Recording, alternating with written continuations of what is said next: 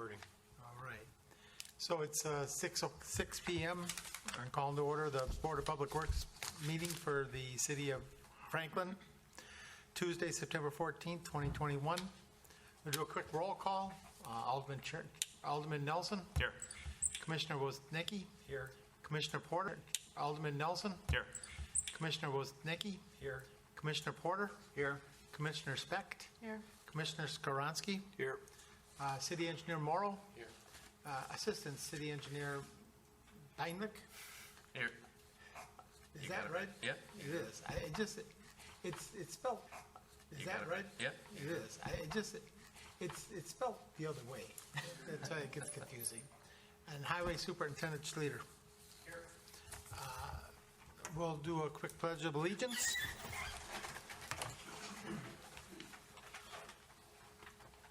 I pledge allegiance to the flag of the United States of America and to the republic for which it stands, one nation, under God, indivisible, with liberty and justice for all.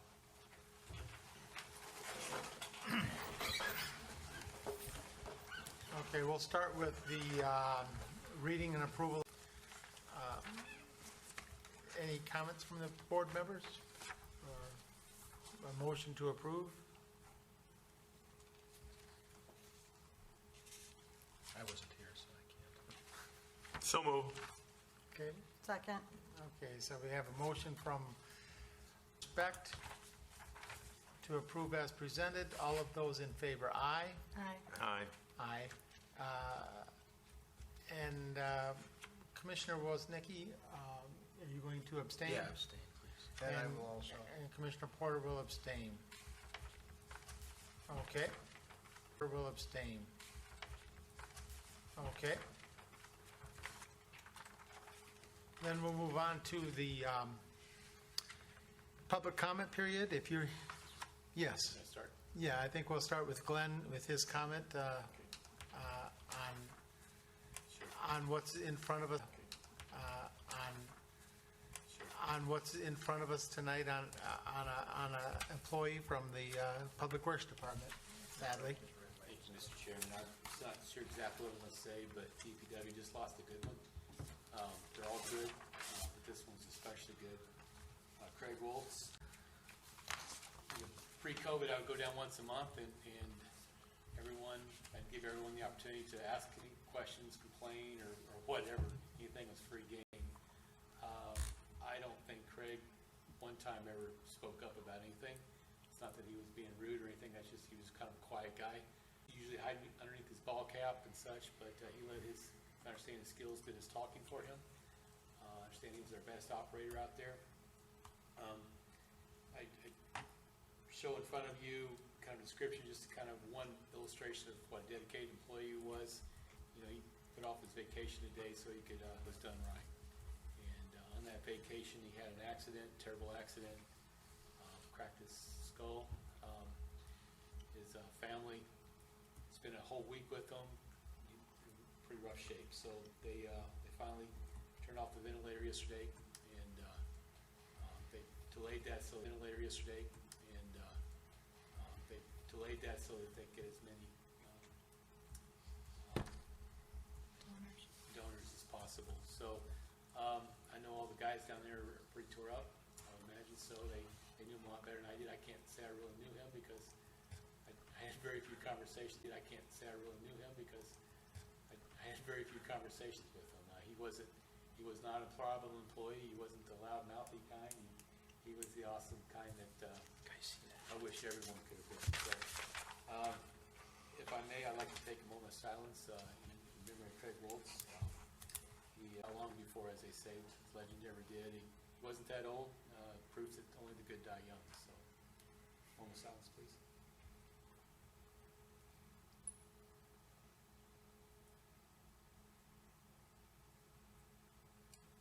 Thank you. I put that on Facebook this morning, and there's probably make comments and so forth. So, even though he's a quiet guy, he was well loved in the community.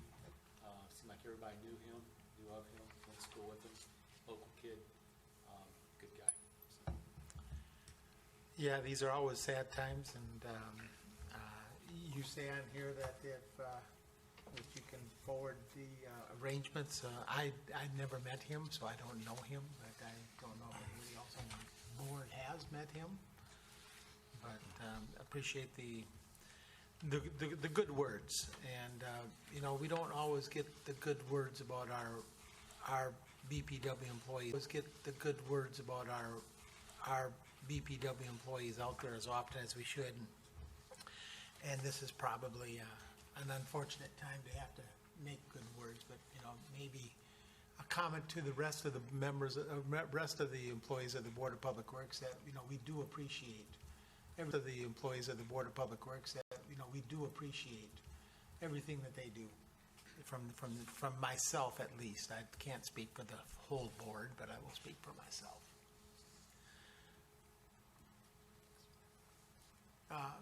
If there's not any other comments, I'll declare the comment period closed. I believe we're going to start with new business. We're going to skip around a little bit because we have a couple of gentlemen here that are here for the bus stop sign. Is that correct, on Speedway Drive? Yes. Present here. Yep. Okay, so we got some information in our packet. Glenn, you want to give us a heads up here? Sure, I'll let the folks come up to the table and introduce themselves from Milwaukee County Transit Bus, but they have extended a bus route into Franklin. To be honest, it's probably more of a Hell's Corners route, but it turns around at the Menards at Speedway, and is where it makes the loop, comes down and goes back up. We've talked about adequate places to put the bus for a layover. I think that's probably where and they'll explain why that's needed there. For a layover, I think that's probably where and they'll explain why that's needed there. I had looked at all the places up and down through there. I know we had an issue where the bus stop layover was like in front of the Quick Trip that was causing some problems. We found a place, there's a detention pond. Found a place, there's a detention pond. And if we were going to allow a bus to stop on Speedway, that's where I prefer to stop. Actually, I prefer to stop on our private property, but the must stop on our street, we're okay with, at least I'm okay with parking in front of the detention pond. Seems to be less obtrusive there. But Name and affiliation, please, for the record. Thank you very much. David Loker, Milwaukee County Transit, MCTS, and with me is Tom. Yeah, I'm Tom Winter. I'm also with Transit. I'm the director for schedule in the plant department. Further south, it used to always end at the park and ride lot. So we wanted to provide more service into Hales Corners and just a touch into Franklin. But at the end of the route, it typically needs to be a parking space for the layover. So this was what we identified and appreciate the city's supporting that effort. Okay. I don't know where to start. Do you have any other comments, or Glenn? Can you kind of show it up there, Glenn? How about that? Then we start with a picture, a visual help. if you open your packets, there's actually A visual help. if you open your packets, there's actually CTS proposed bus stop layover. I assume most of you have read this before you appeared tonight. There's kind of a description. They have the handout that you provided via email. There's a provided via email. There's the route.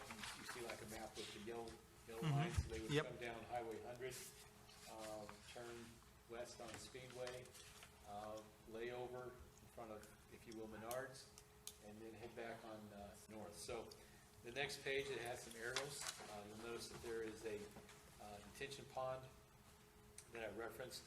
That's where they're proposing that they would actually like to park. Actually, that's where I suggested that they would park. I think they would prefer actually over to the east, kind of more on the curve. I should say, not shown in this aerial is the Tires Plus building that just went up recently, and then there's another buildable lot. So if we were to have them anywhere over there, we would obstruct some future business. So knowing that the detention pond probably isn't likely to go away, That seemed to be the best place to obstruct. It's not the widest road, but it is a wide road, so given the amount of traffic, I felt that was probably adequate for what we're trying to do. Again, I'd like to see something, more substantial. Bus route into Franklin, and the mayor and I have bent Tom's ear at multiple occasions, and we think that Franklin's got some good places to visit and folks that might like to use the transit, but for now, this is what we have. So I don't know if there's any more to add, and you can probably maybe illustrate the need for a layover, and describe what the layover is and so forth. Sure. Well, the frequency of this route is not very high frequency. High frequency route would be once every 15 minutes a bus would arrive, or sooner. This is more on the 40 to 60 minutes, depending on to about 11:30 p.m. at night. So the goal with this bus stop as a layover is really a terminus and a parking space where the driver has an opportunity to hop off. They have about an 8 to 15 minute break. There's a restroom nearby, which they're happy to be with the Menards, or is finished. They continue on their way back to the town. So, and with Glenn's direction, we acknowledge that, the quick trip is where the driver would want to go to the restroom, but there is the Tires Plus, and there is that parcel for sale, also owned by Menards. We don't want to detract from any of those locations, so the detention ponds seem to be the most low impact from curbside appeal. If you're going to take a 40-foot bus and find a place where it's a not have impact, that seems to be the best route. And that still gives adequate walking distance to the Menards to use the restroom. For all intents and purposes, it helps transit out quite a bit to use that location. And if there were any issues with that, we'd be happy to kind of troubleshoot and work through that. I have a couple of questions. Go ahead, then I'll Well, follow up. as we talked last time, I would much prefer it being private property, and you might explain why why you have difficulty doing private property. I mean, I'd love for it to happen in the Menards lot or even on Quick Trip or someplace like that, but can you maybe explain to the board why that's not a preference of yours? A private owner Yeah. brings with it some MOU items, if there's wear and tear in the asphalt. Now, Menards, it may be an inroad in the future, I don't want to discount it. But for instance, past relationships with properties like Southbridge or Bayshore Mall, those being consistent may not be used to larger vehicles. And the roadway certainly does assist with that. And then there are the added issues of debris collection, snow removal, how best to be a good neighbor. And when you're at the mercy of a private entity, it can be a little trickier. And we've had greater success countywide establishing big partnerships with local municipalities in that regard. So it's more a track record. If there was an opportunity to use private property, in an adequate way, we would pursue that as well. Okay. My questions are a little more for Glenn and maybe a little bit for Kevin. First is, how well lit is the area that we're talking about? I mean, sometimes you get over to that part of the neighborhood, it can get kind of dark, especially if you're talking later at night. So, one, we do have LEDs. That was one of the first segments that we converted from HPS to LEDs. The question, it's not, They will have the opportunity to, of course, but while this is still growing and tracking as far as ridership, first and foremost, it's going to use private bus rather than so. We would hope to see ridership increase, but that's the immediate effect of being a bus operator. I remember Joe had a project there, we did a run-up on it, so. As far as how it's lit, I know it's LED lights, I don't know how well it's lit. It's just the natural question I would ask is how well is the area lit? She'll be doing during the morning, correct? So Well, you, PM is what he said. Yeah, evening, right. Gotcha. So there is evening operation, Mhm. I guess. and that's why the question about the lighting. That's- And one more. Alderman, go ahead. Good evening, gentlemen. Thank you for appearing. So just a few questions. I had not heard a thing about this until I saw it in my packet. So this is going to be an active bus stop, correct? And it's going to go 7 days a week until 11:30 p.m. Because usually these are pretty hot topics in a district. They are. They're really not good ones. So you're going to have an area where they're going to be walking in the streetway to board your bus. There's no sidewalks there. I'm concerned with the turnaround. The lighting, for sure, if there's going to be up to 11:30 p.m. I'm just wondering, what was the demand? Was there a demand from businesses to you, or what was the driving factor here, please? Sure, so, I mean, as I mentioned, the previous terminus was at the Hales Corners Right. parking right lot. So that really wasn't, the previous terminus was at the Hales Corners Right. parking right lot. So that really wasn't ideal, obviously, as a destination, because it's a parking right lot. And it wasn't really ideal from the operator, bus driver standpoint, because there's no restroom there.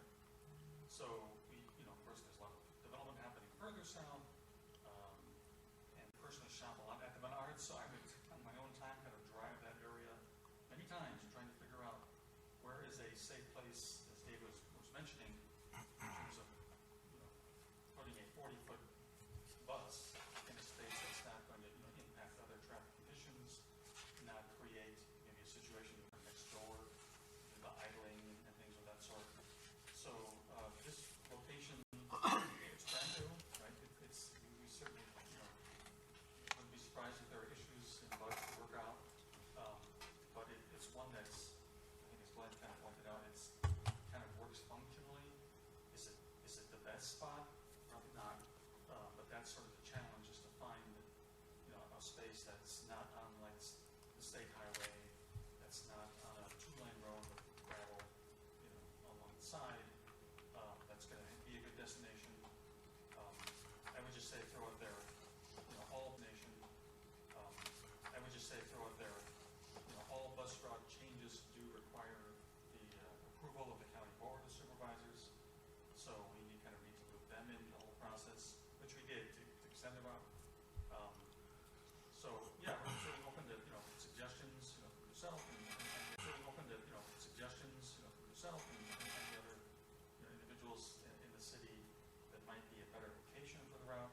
And then we can kind of work through those, details and cost issues and so forth and so on. Okay, thank you. So going back, so you're at the Hale Park and Ride along the way. We do. Okay, roughly how many stops? Well, I'd say we're working to establish those. Because I didn't believe there was an established route that was south of there. Correct. So the enactment of this route is very recent. It's only as of August 29th. Those corners to establish bus stops, just as we're trying to work through the process here to establish, the one bus stop in Franklin. Okay, Being Highway 100 is bus stop right of way, so that's something that we want to be particularly concurrent with WISDOT on. Mhm. Where it says developed as it is, and in spaces where less so, about every half mile. So we're Okay. in progress there. So let me ask you this, gentlemen. So on the bus, or your driver is heading south on Highway 100, and then gets up to Speedway, turns right. Actually, he or she is actually parking in a traffic lane. Correct? Oh yeah, I know. I'm just being facetious because I've so I guess I have concerns that as you've got your 40-foot bus and you're, because I'm at that Menards weekly, if not more. I'm addicted to it. Love it. So I know how busy it gets. And it is a very busy Menards. I mean, they didn't expand and do a lot of other things because it's a low performer. I mean, it's a big performer. So now you've got that, which I know the perfect bus operator experience that, which I know the perfect bus operator experience is going to be able to nestle that thing right up to the curb and but that's not going to happen all the time. It's going to be quick. It's going to be a pull-in. You're going to have, and I would have liked to have seen, I don't know, Glenn, if this was vetted, any impact of, and I would have liked to have seen, I don't know, Glenn, if this was vetted, any impact or input from the police department, from the police chief regarding this? I have not talked to him. Because I, coming from my background, would have a concern with that you are now parking a vehicle in a traffic lane. And then from there, how do you return to Highway 100? You have to make a turnaround somewhere, correct? Well, we're going all the way west to, is it Forest Home? So you're going to go west of Forest Home, and then, Right. so you're going to make the square around and hop back on Highway 100? Yep, so we're right in Forest Home. Okay, something from our PD, I understand it's got to be county board approved, but something from our local police department that's going to be responding to any traffic incidents related to this before we move forward.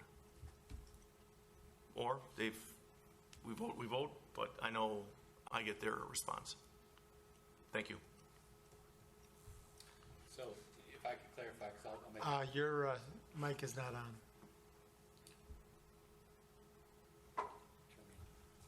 How do you turn you on?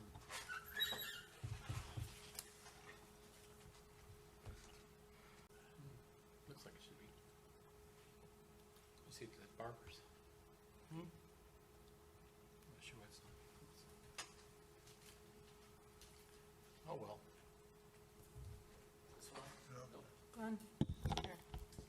Okay. Well, that worked well. So I'll make a contact with Chief Oliva tomorrow. I guess what specifically would you like him to address? So, Well, I think once you explain this to him and you show him the nice picture, he's a smart enough chief that he's going to see some of the potential hazards here. I would say one is, okay, so the potential hazards here. I would say one is, okay, so you've got the bus pulled over. How much lane width do we have that's going to be remaining? Does he foresee any problems with the traffic? Because you're going to have to continue to go around westbound. You've got eastbound traffic. You've got a busy roadway. Is he okay with this? Now, eastbound traffic, you've got a busy roadway. Is he okay with this? Now the season start to change. So now you've got some snow issues, and you're going to have people walking up and down here to board. I understand businesses right now are having a tough time getting employees. This is what we need to help our employees. This is what we need to help our businesses succeed. I'm all about it. But I just want to make sure that we are putting our right foot forward here. so maybe a follow-up question is, could we talk the MCTS into actually constructing some sort of side to get the bus off the main track? So, Julie Schneider's got it. Ask her.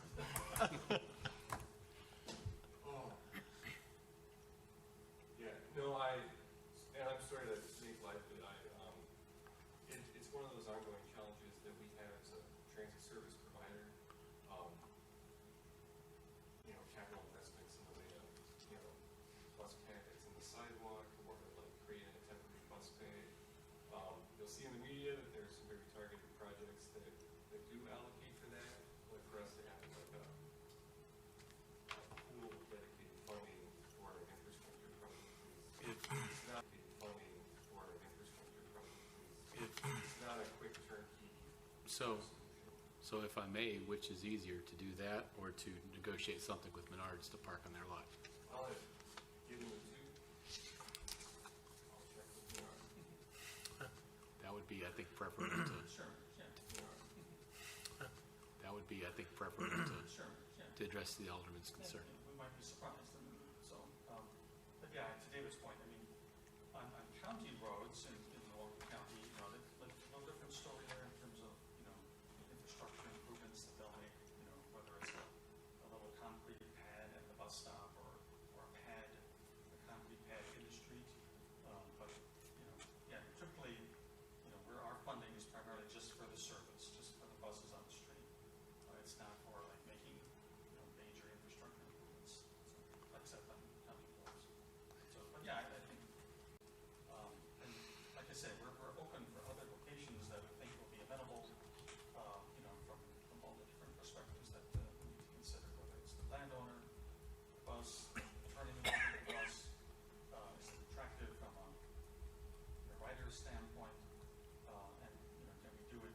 would suggest to you that if you were to actually pull in the Menards parking lot, you could park across from Quick Trip, which I think your driver, based on the issue we had last week, is probably where they would prefer to go anyway.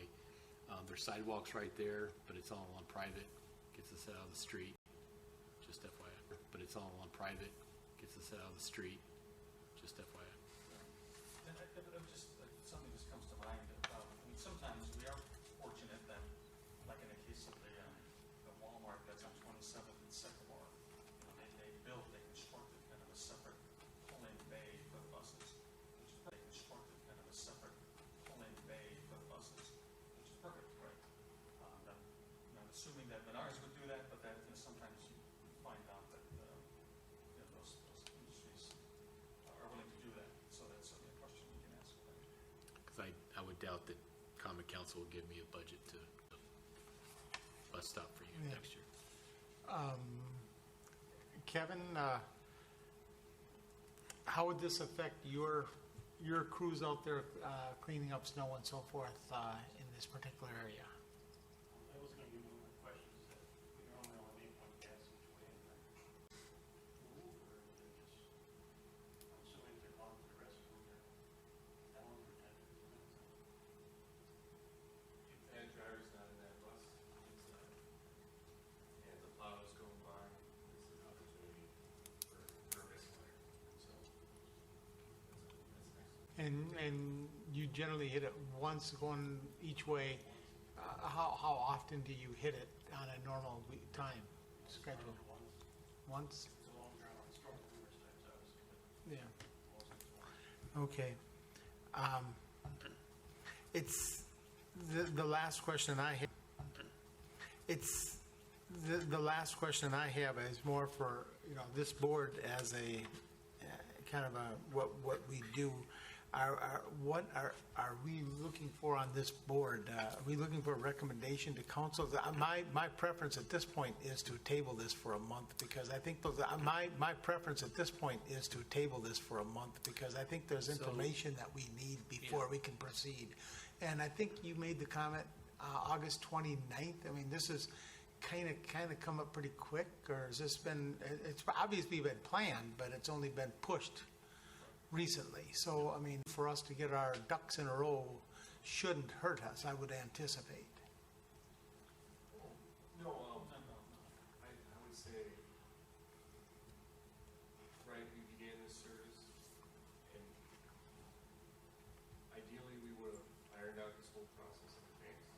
So we're happy to work with whatever your timelines are best for Yeah. you. So- I would only ask if we could continue to park kind of in a temporary ad hoc basis until we iron out an official layover, just so that we have a way for the route to. Yeah, I mean, Yeah. they started, what, 2 weeks ago?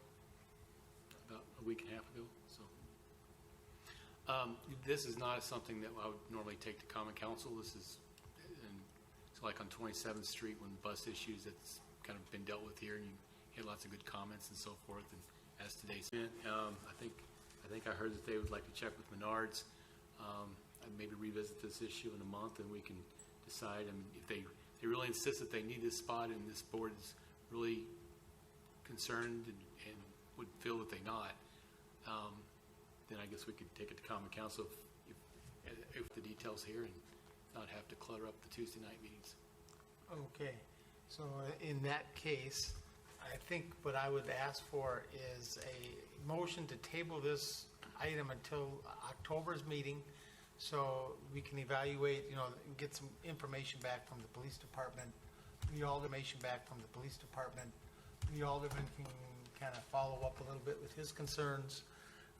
We can take a look at Menards and, just evaluate, just to make sure we're all comfortable. But in the meantime, I guess we can do the ad hoc thing and park for a month as we're cleaning, going around there. I mean, I'm just asking that question. I mean, because you're already running the service. Might give us a good time to figure out what the kinks are before snow starts flying. And Yeah. Oh, yeah, absolutely. so October I just- 12th would be the meeting, 6 o'clock. We shouldn't stop.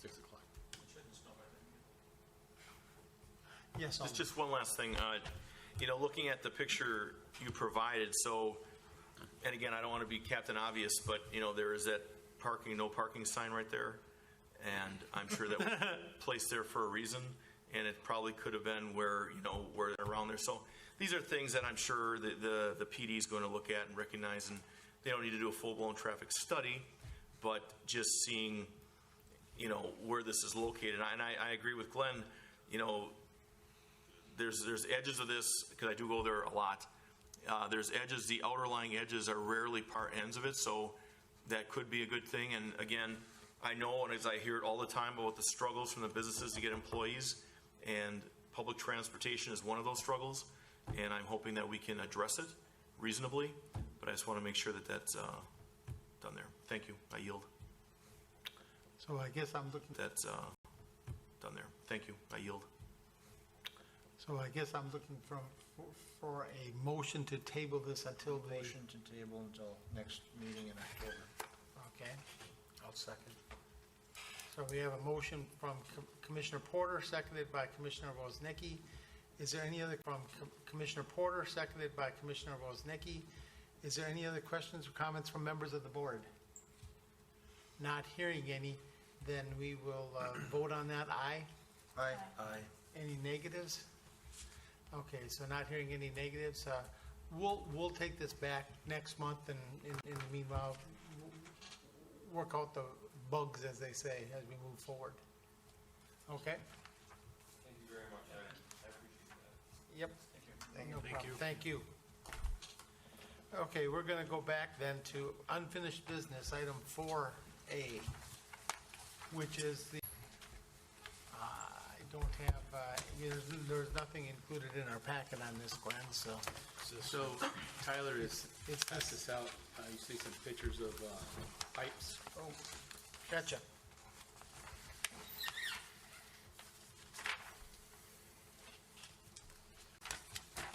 Yeah, so really it was just some before and after pictures showing the condition of the pipe. So I think it was last month's meeting we went through this. So we had a water main break above this 54-inch culvert pipe,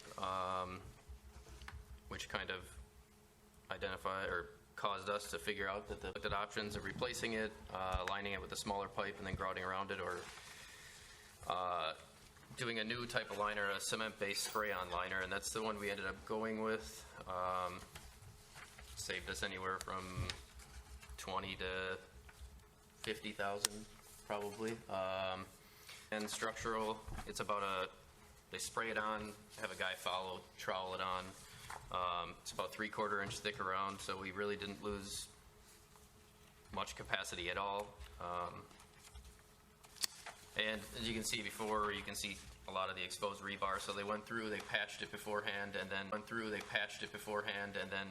with a high strength concrete mix, and then sprayed the liner on afterwards. So I couldn't crawl in because it was pretty wet in there, but it pretty much looks uniform like that. I mean, it's a nice clean inside of it pretty much looks uniform like that. I mean, it's a nice clean inside of the pipe now. It's structurally sound, so yeah. I do have a couple of questions on the final product, so to speak, and that is, number one, I'm assuming that your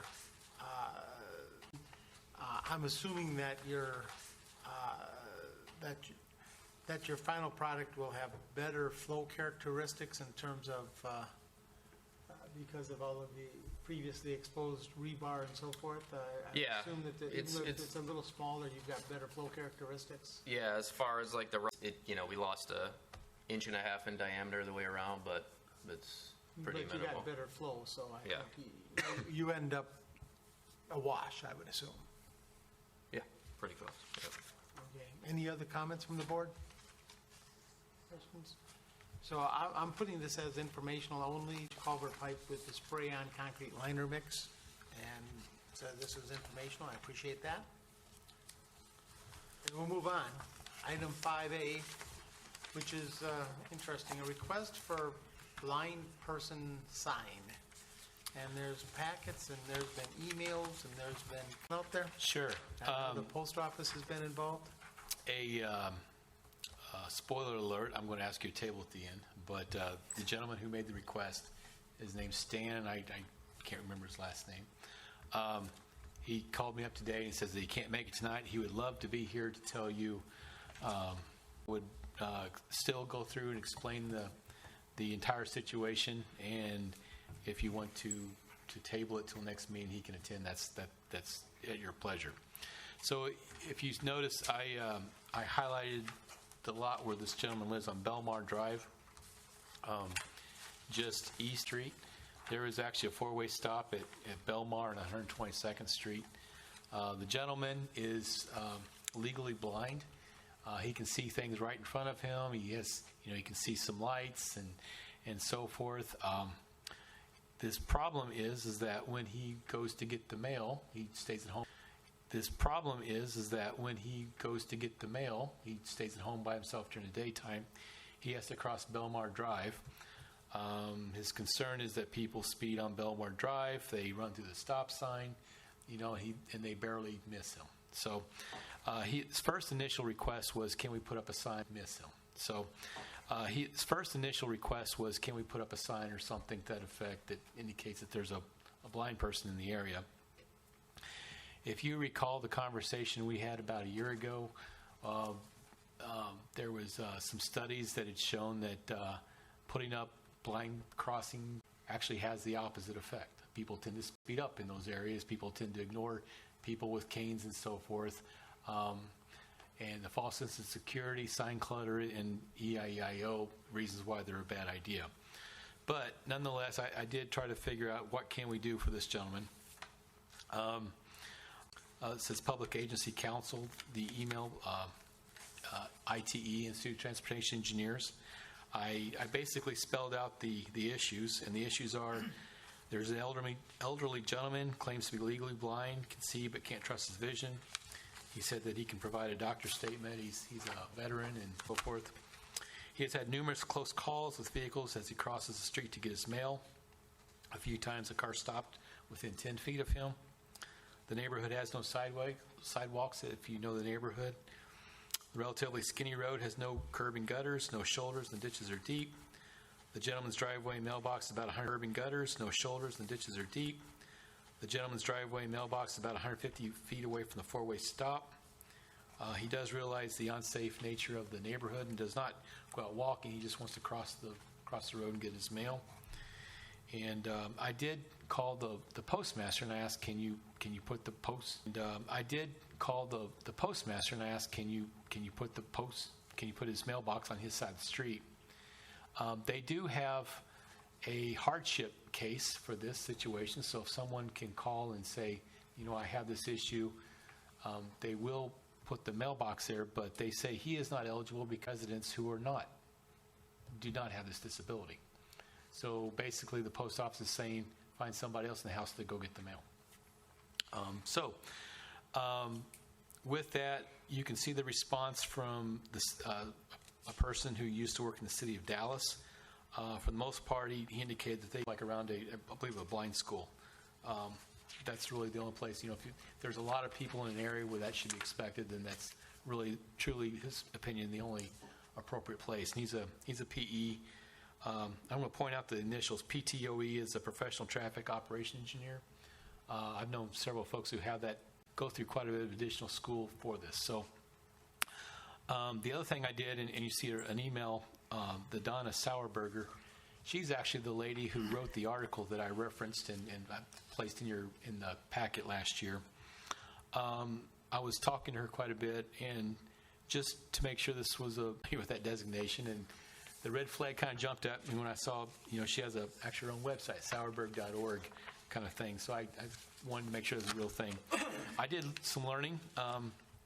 There's a Academy for Certification of Vision, Rehabilitation, and Education Professionals. It's been around since about 2000 that people can go through, and that's what COMS is, a Certified Operations Mobility Specialist. So she does have several things that she's published in newspapers, or I should say journals and so forth, and talk about this issue. She is a person that's really dedicated her life to this kind of thing. So she is a person that's really dedicated her life to this kind of thing. So she was quite interested. She actually made contact with Stan and talked to him directly. I took a lot of her responses and put for you on this page in front of you. I put it in chronological order so you can actually read through this page in front of you. I put it in chronological order so you can actually read through it instead of the typical email correspondence. But for the most part, she did call him, talk to him, found out his issues. Her opinion is really the only appropriate thing for us to do is to make the post office put a mailbox on his side of the street. She didn't feel that was right, that the post office can, because he did discuss the American Disabilities Act, ADA. And ADA, if you don't know, it's of 1990.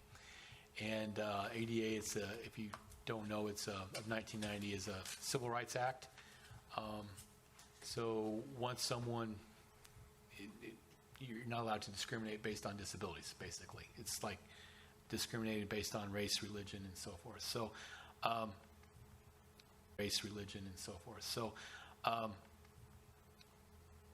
but they do have that policy. So, but she did recommend that is really going to be the only effective way to do it. So what I was going to recommend to the board, and I've started a draft letter that you see in front of you, draft for discussion. I've started drafting a letter to Franklin Postmaster, and even though I've talked to her in the past, I would indicate that we've researched it. I've talked to the ITE community, I've talked to a certified operations and mobility specialist, and I brought this topic to the Board of Public Works, and all these efforts have yielded that there are no effective remedies that the city can implement, of course, is to put a mailbox on his side of the street. And that's what I was going to recommend that this board do. The gentleman really felt that he needed to explain to you his disability and how he can prove it with medical at the VA hospital and so forth. And I had never met the gentleman. Only talked to him on the phone a few times.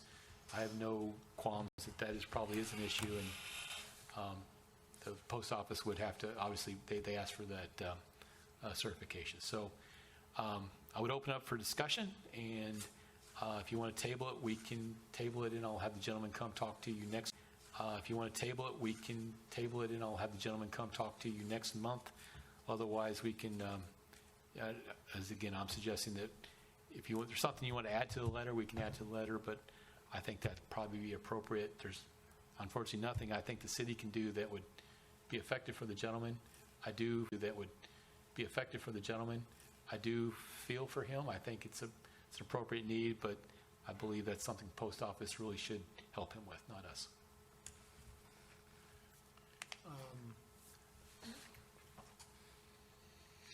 I would tend to agree with what you've said. The only comment I would make on the letter is to, the Board of Public Works. You should probably say this. The City of Franklin Board of Public Works would probably be appropriate, but I think that would be the only comment that I would have. And I don't mind tabling this. I also don't have any problem, pushing forward to ask for this for a resident. So I don't see any problems with that. But see if anybody else has a comment about that. I can at least put on the table for old business next month. It'll at least let you know what came of this issue. And if the gentleman wants to appear, he's welcome to. Yeah. Would you move forward with the letter in the meantime? If you so direct me to, yes. So I'll make that motion. I'll second. That seems easily done. I'll make that motion. I'll second. That seems easily done. So the motion is to direct the engineering staff to move forward with the letter with the comments about adding the City of Franklin Board of Public Works to that one comment, and then bring it back to the board for the October meeting. Does that sound right, Glenn? That's my motion. Yes, sir. Okay, so that's by Alderman Nelson and seconded by Commissioner Specht. Any other comments or questions from the board? Not hearing any negatives, that motion will pass. I will invite the gentleman to the next month's meeting, Yeah. so. Then we'll move on to item C, 5C, which is authorization for the sale of DPW equipment through the auction associates. One 2006 Ford F-450 one-ton that was replaced already. We just held it over for the summer, a little more used out of it. But it's getting incredibly, we're having a lot of engine trouble with it, so I don't know. Well, we can still get something for it. Packet or not? Yes. Because I'm not finding it. I have one question, sir. Go ahead. Behind the bus. Superintendent Sleeter, are you having pretty good success with auction associates? Do you believe they're bringing in fair value for what we're selling? Yes. I mean, I know there's a number of things you've sold through them. Yeah, we're getting excellent rates. I'd like to make a motion to allow the sale of the truck on the auction associates. There we go. I'll second that. Who was the second on that? Alderman?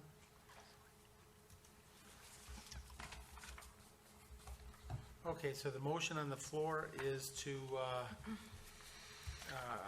authorize the DPW to put the item DPW 715 Ford F-150 truck for sale through the Auction Associates website. For sale through the Auction Associates website. All of those in favor of that motion, aye? Aye. Any negatives? Not hearing any negatives, that motion will pass. Yes, While we're talking to Kevin, I'd like to get an update on, I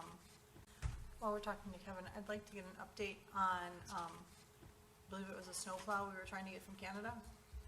Did we, The sidewalk machine, it's in transportation. It takes about a month right now, even though it's Canada, but it's not that far. But it takes about a month just because of all the issues going on right now.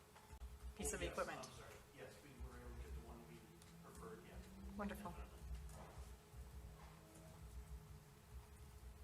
okay. 30 Canadian days is about 26 American days. Not bad. Leaving a high note. Oh, man, that's good. 5D, which is the Raymond Franklin Intergovernmental Cooperative Agreement. And again, we have a bunch of information on that in our packet.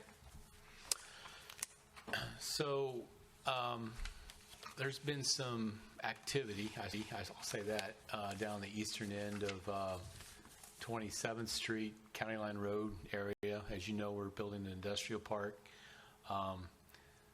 So there's some Raymond neighbors that aren't happy with some of the fill activity that one of the gentleman's doing.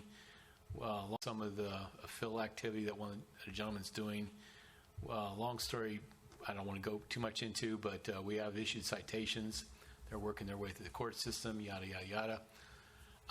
But in that process, it was noted that depending on how the planning department issued the citation, depending if it was a city road or a non-city road. So typically, it depends if it's a county or state kind of thing anywhere else. But given our border with Raymond, it was kind of hard to say, is that a city road or not a city road? Tyler looked at the state inventory maps. It shows that we own half of each. So if you're familiar with 8 Mile Road, we call County Line Road. It's really in two segments. It's from 27th over to 60th. So each segment was split in half, and they show that Franklin owns half and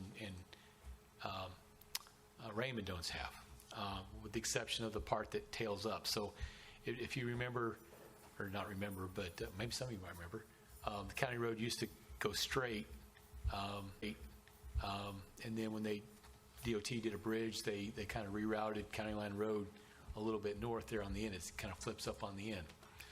So we technically own all of that, but then the part that borders the two communities is between us, or between that, where it diverges over to 60th Street, or between that, where it diverges over to 60th Street. The handshake agreement has always been that Raymond took care of the, if you will, the east side, we took care of the west side. But with everything else going on in the area, it's conceivable that we will have large, industrial park there. They'll be bringing trucks in and out. We may be wanting to widen the road. Our business park may have different, requirement standards for cleaning, plows, and those sorts of things that, they're not Raymond customers. So that, Tyler and DPW folks, we all sat down in the same room and talked about what seemed to be fair and what would happen. So long story short, we're basically going to flip-flop. So we would basically own, it defines ownership. We would basically, we would repave it, we would clear snow, we would do everything on the east side, and Raymond would do everything on the west side. So we're picking up some problems and getting rid of some problems at the same time.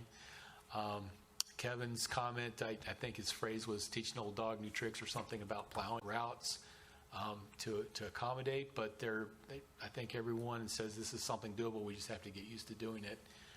It quite honestly probably does make more sense for us to take that side since that's going to be our business park and so forth. So having said that, this is the draft agreement. I'll read it and maybe have a comment or two. But when you read through it,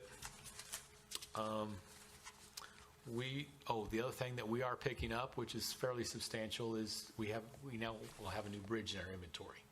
So we feel like the Raymond side really is in pretty good shape. They go the whole area and redecked it, and so everything looks good on their side. Not sure when we repaved the west side, but I think it's just before I got here, so like probably about 7-8 years ago. So they feel like they're both in good shape. We're not giving each other lemons. So we would provide each other lemons. So we would provide maintenance of the borderline road from the limits of 27th westerly and including the intersection of what I call the north leg of 60th Street. If you know 60th Street, then it goes, people call it the Basil Ryan corner. Because 60th Street, then it goes, people call it the Basil Ryan corner. Because his house is right there. So the 60th Street kind of goes a little bit west and heads south. So Raymond would take care of all that, if you will, that, even though it's kind of like on the border. It's just a little segment right there. Again, that's pretty much in a nutshell. If you read all 13 items, it does say that we would provide a letter to all property owners.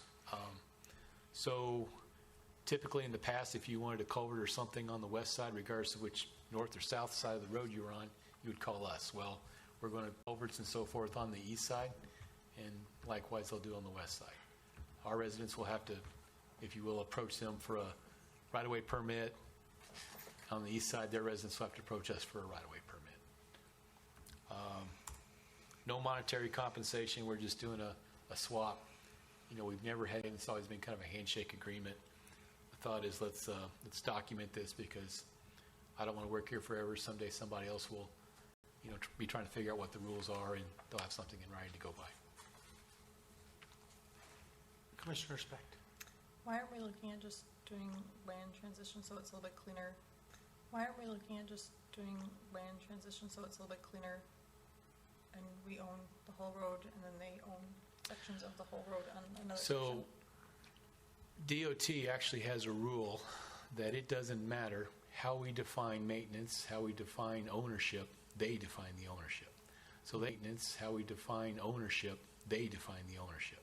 So they will take a segment of two bordering communities and they will say, take this segment, half goes to you, half goes to them, regardless of how we agree to maintain it. So other states, so Indiana was from, they had a rule that your north and east side was always theirs. I mean, it's just the way it works out. But here, there's no kind of rule like that. So once we get this underway, we might maybe try to formalize some of the other handshake agreements we have around the Hills Corners. We've always kind of treated a little bit differently, but again, there's nothing in writing to really document that. Okay, thank you. Now, they said few days to think on it. Does he have any major concerns, or is it still just the plow route kinds of issues, or anything else? Give you the opportunity. You know my feelings, Well, they don't, so let them know. I just, Glenn's obviously in charge, but we're giving him the piece that's near a shop, or the piece that's farther from the shop. We're taking on a bridge. I just hope we're taking that into consideration, that's all. So your concerns about taking on a bridge, is it just because of road maintenance or actual maintenance of the bridge and the additional costs of paving, building, putting in a new bridge, the additional costs of paving, building, putting in a new bridge at some point? So yeah, every year, every other year, we do inspections of our bridges. If something were to need to be done, this could be sometime long in the future that we'll have to redo it. Of course, one could say that Raymond is historic, that we'll have to redo it. Of course, one could say that Raymond is historically taken all that responsibility. They've done it too, so. Alderman. Well, let's say we do this, now since we're talking bridge talk, is there something that we would, or could require that it passes some sort of inspection? See, like the old St. Martin's Bridge, St. Martin's Road Bridge, when it was still a county deal, didn't the state come in and redo that? But now we kind of have to take care of it or something? So the St. Martin's Bridge was, no, we fully funded that with our. So we did, so what I'm saying is moving forward, if there's some sort of, inspection that we know it buys us time, that you buy this thing. So we do inspections. We have Ronnie Ascension, who's certified to inspect bridges, and he does that, and we're trying to get Tyler up to speed on that too. So may I suggest that between now and by the time it appears to Common Council, we will have an. Ronnie, his comment was it's in good shape. So, but we haven't gone out and done a full inspection, but we can make that a priority next week or so. So, in terms of the draft or anything, the only thing I see is the typo in the fifth paragraph where Franklin, other than that, I see nothing.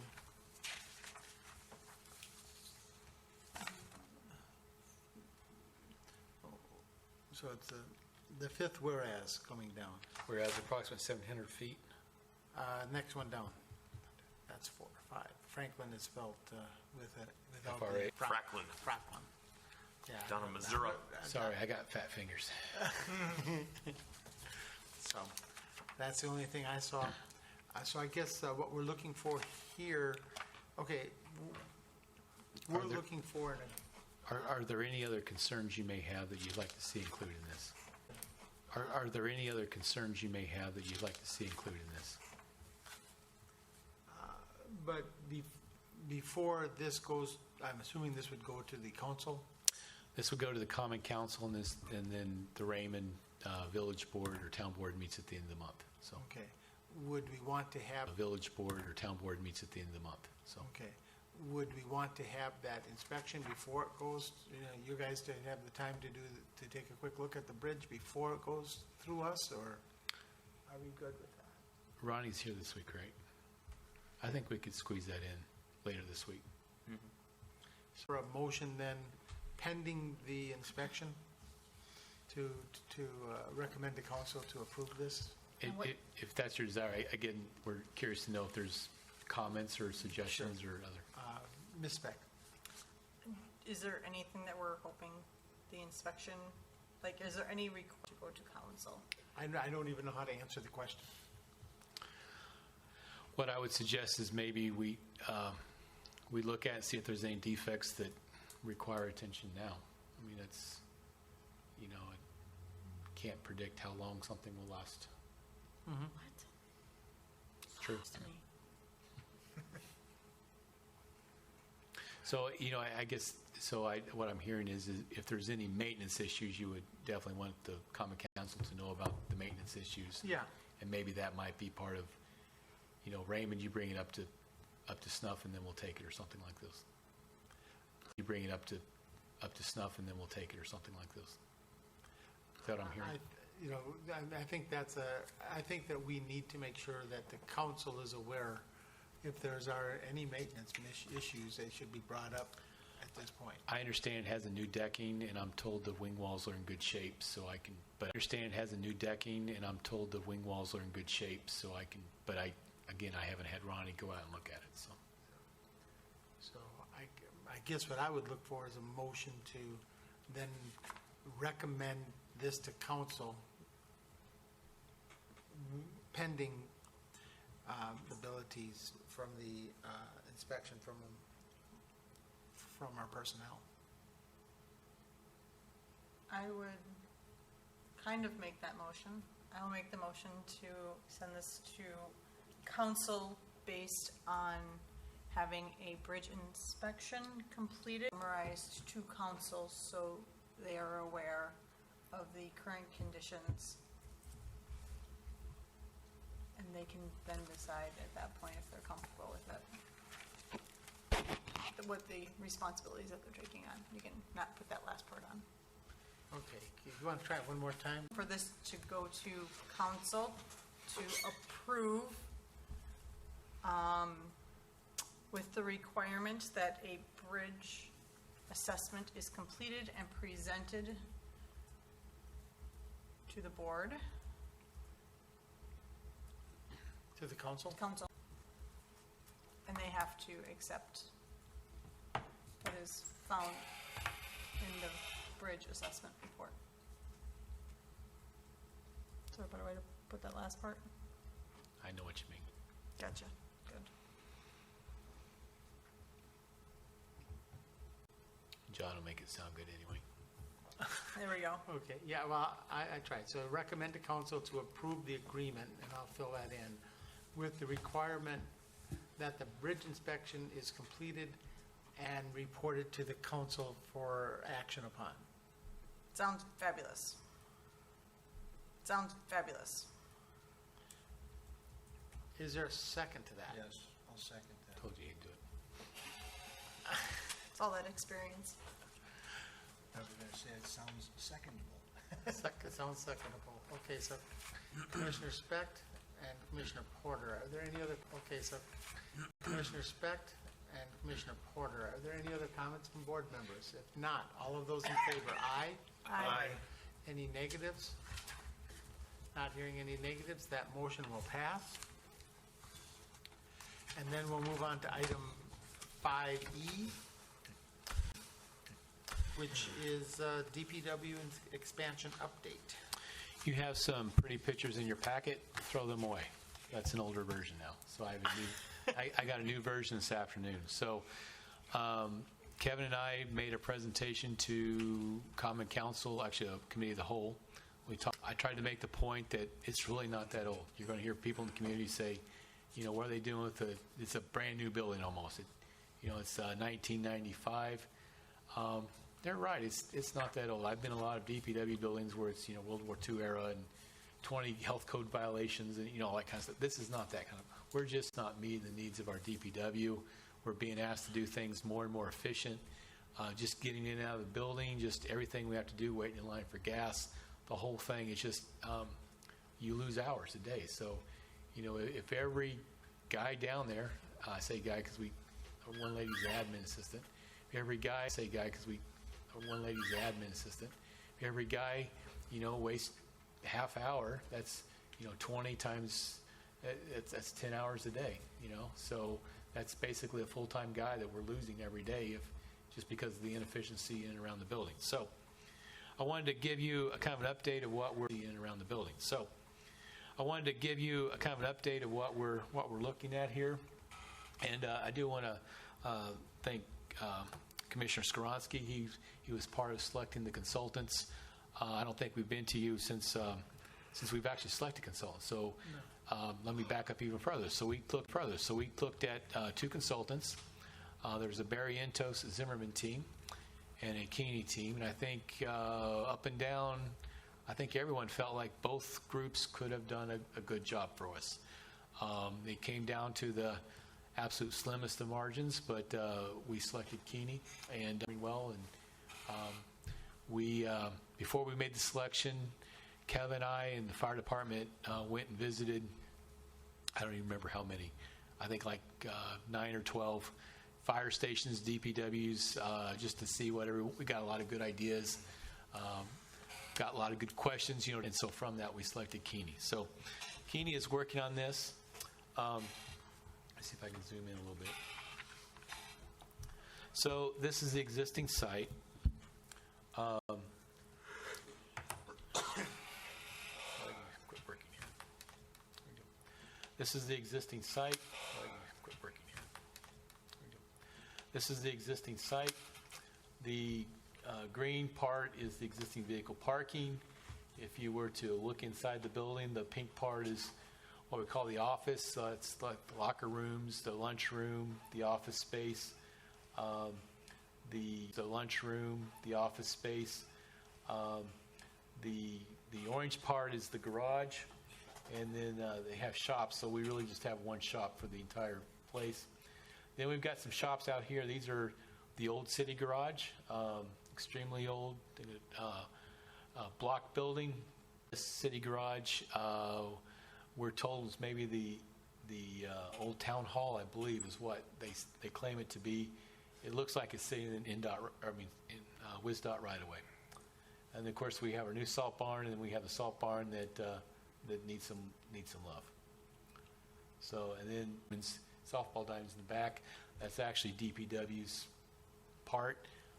We anticipate. We told the school they're having some problems getting the new athletic fields approved through planning and so forth. So we're going to let them use these fields through the first week of June.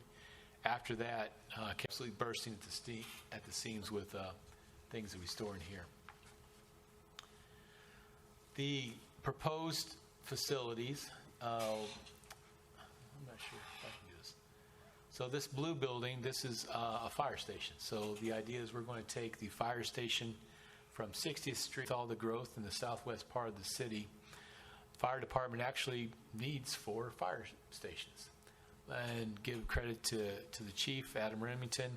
He realized that if they were to pick their station up from 60th Street, move it to here, they basically covered the entire area that the old station west. So this is going to be set up so that this will be centrally located. As the city continues to grow, we actually could run 2 companies out there. So you could have one company go east, one company go west. Long story short, we're operating 3 stations ultimately instead of 4. So would be a huge savings to the city. I wish I could blow this up bigger. You can. Do you want me to show you how to? Control. No, what you're doing is you're actually Let Becky not. drive. Want to get rid of that page 27. Yeah, it's because, can you hit the control? Want to get rid of that page 27. Yeah, it's because, can you hit the control for me? Okay, let go. Beautiful. All right. Bigger? What she lacks in notion making, she can do with the. There we go. All right. Do with the. There we go. All right. Yeah, this is much better. So Ryan Road, and so if you recall, DOT is looking to do a Ryan Road project next few years. They were going to cut down our driveway, so I am getting ready to go to DOT in the near future and talk about, we would like them to, the idea is that the fire trucks, if you will, would come out right here. We would have one entrance in the front. This would be for basically fire department visitor parking, would come in here and they could park right there. Or fire trucks could actually come in here and down this way. The rest of DPW's buildings would basically now come in down here. So you would come down 80th Street, come in the backside. There would be the fuel island. We would relocate the recycle center, drop site down here. We get all that away from the middle of everything. Right now, our site, our site just isn't very, it grew organically, because that's the way it grew, but it didn't grow efficiently. So we're going to try to get that efficient, get the people out of our way, if you will. For the other city vehicles, they can come to the fuel station and so forth, and they wouldn't need to clutter up the interior of our site. The large trucks could now make large turns, come in to vehicle parking over here. The new office space would not get rid of the existing building, but we would gut it. And so we would move the office from up here to over here, and this would be the new office space. We would have several shops.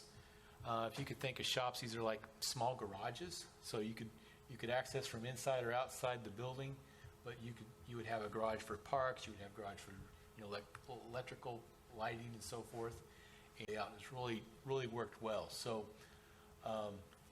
we would take the mechanics shop and put it over here. There'd be a wash base here.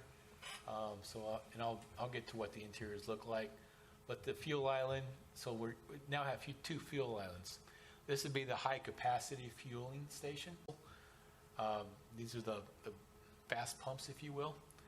And then our vehicles could do that too, and everyone else would use we don't need that. We'd have our own little fueling station down here for other city cars.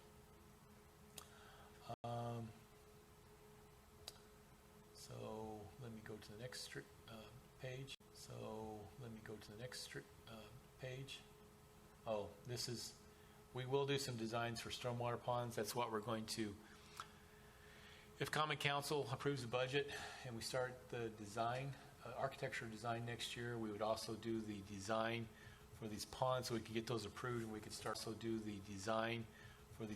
those approved, and we could start storing materials down in this area that we're, now we can't because it's beyond protected. So here is a picture of the building. This is the existing facility. So again, we've got a repair over here. If you haven't been to I think all of you have been to the DPW building, but there's a lunchroom. We do have one shop. There's the locker rooms and some very overcrowded office space. And then we have, most of our trucks were single axle. Now pretty much all our trucks overhang it, and there's just fully crowded inside. The new building, so now how do I shrink down? Don't hit control. Okay. So the new building, if you look on the north end, would be west. To the right would be north. So this is the office space. How do I go over? There we go. So the sign shop is the sign shop, easy for me to say, is over in this area, and the reason why that's kind of off by itself because Andrea typically does her programming the signs and so forth. So that's over for her to work on. But the public entrance would be right here. You would come in.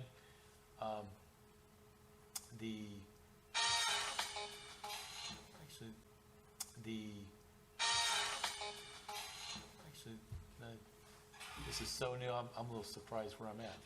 So there's a conference room. We'd have a conference room, print room. So here it is. This is where the public would come in. So there would be a restroom right there, and then a waiting room, and then we'd have a conference room. So we could have outside groups, maybe even this group could come in after hours, and we could, restrict access to the rest of the building, but there would be a nice conference room that we could use. So Andrea would sit in this sign shop. This is where a computer would go that we do all our designs, and then this is the sign shop where we actually make the signs and store the signs, so forth. There is a small conference room. Again, the idea is we'd like to be able to grow into this space. We don't want to have the same conversation in 20 years about how we've outgrown everything. For our foremans and our assistants, they would share offices, but they would overlook the garage, if you will, shared offices, so forth. The lunchroom training would be separate from the conference room. So that way, right now, every time we go down there for a meeting, we're basically sitting there at the lunch table. We're basically sitting there at the lunch tables and trying to, shove their stuff out of the way while we have our meetings. We'd actually have a real place to actually sit down and have a meeting. The locker rooms would be over here. So this would be the employee area where they would come in. Employees would be separate from the visitors over here. Employees would be separate from the visitors over here. They would come in for the locker room with the time clock. This is their lunchroom, training room. and then they have access to quick access to the garage and can get out very quickly and effectively. As far as the building itself goes, we've lined out exactly where all the, if you see something with the number, that's an existing vehicle that we have. So there are a few extra spaces because we know that next 40 years, we'll probably add a few more vehicles. This is the mechanics bay. Right now, we only have 2 bays, so if you have something up on a lift, you will be able to have multiple cars up in the air at the same time, so that'll be a really nice addition for the parts and mechanics area. Over on this side of the building, this is where the shops are. So in this area, this would be the Parks and Forestry shop. They tend to share a lot of tools a lot. We do have a barricade shop, a paint shop, and unlike our current shop that is so small that we pretty much have to take any part off of our truck to go in and paint it, we wouldn't be able to go in through it with a plow, but we can at least pull the truck in and paint it while it's still on there. So again, plow, but we can at least pull the truck in and paint it while it's still on there. So again, time savings, time savings, time savings. You add all these steps up, that's manpower per day that we're actually gaining. The electric shop's right here. This would be like where we can put together our right here. This would be like where we can put together our light poles and so forth. Right now, again, inefficiency, we have to actually move things to get to things. And if it's cold, we lose all the heat. It's just inefficiency every time we turn around. This would be where we store, I believe, a lot of our trailers. Looking at the, if you will, the second story. So right now we have a mezzanine over the existing shop. We would also have mezzanine over these the shops over here. So we would have more room to store things upstairs. As long as we're building the building, we don't want to separate the roof, so you're really not saving a whole lot. Actually, it's almost as much or more because now you have to separate your roof and have the extra wall and so forth. So we would just make everywhere above the office the same height, same roof height. And the idea is that this is the command center. So some of the sites we visited, like I believe it was West Dallas, if you recall a year ago, they had some civil unrest issues. Police department was an absolute mess. The police department had to relocate, if you will, somewhere else so that they could do operations, just because it was so congested with all the circus and activity and so forth, going around their police station. So having said that, I mean, that's a good reason why you need it in addition to weather issues, but if our police department were to get hit by, say, a tornado or something like that, we do need another space that could quickly be up and running and so forth. So that's the idea of this area. We also have borrowed something from the fire department. We'll have some bunk space. Right now in the wintertime when it snows, we have some guys sleeping in their car out in the parking lot. Roads are bad, and by the time they get home and they never have to turn around and come back.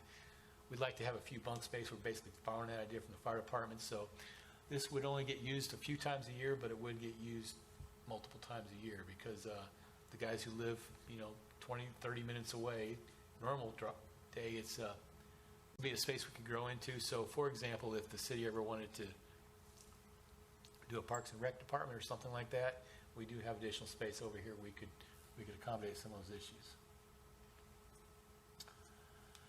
Let's see, same concept there. So, and the fire station, I don't have a copy of those plans, but they're making progress on their stuff too, and I'm excited to see that happening. So, it's expensive. Total of the two facilities, probably somewhere that's not cheap, but. Based on what we have, and I mean, it's, again, we're just so inefficient by, just to get a truck out every day. You got to move this truck to get that truck, and just, we're parked in behind each other, waiting in line for this, waiting in line for that, trying to get, it's just the flow of the building, the flow of the work product and procedures, and make sure everything in the yard is much better accessible and better layout. So besides the trucks, I'm assuming that our other equipment, trade-alls and so forth, are all inside the building then too? Yep, and so that's another thing. We store a lot of things outside, and it's just, they don't last as long. And when, I'm not expecting that we're going to get to replace everything that's due for replacement this year, so we need to make, not expecting that we're going to get to replace everything that's due for replacement this year, so we need to make it last longer, and it's harder to do that when they get stored outside. So I'm going to mark this as informational. That's really what this is. If I may, Kevin, do you have anything to add that you'd like to tell? Okay. So we'll just mark this as informational for now. I appreciate the update.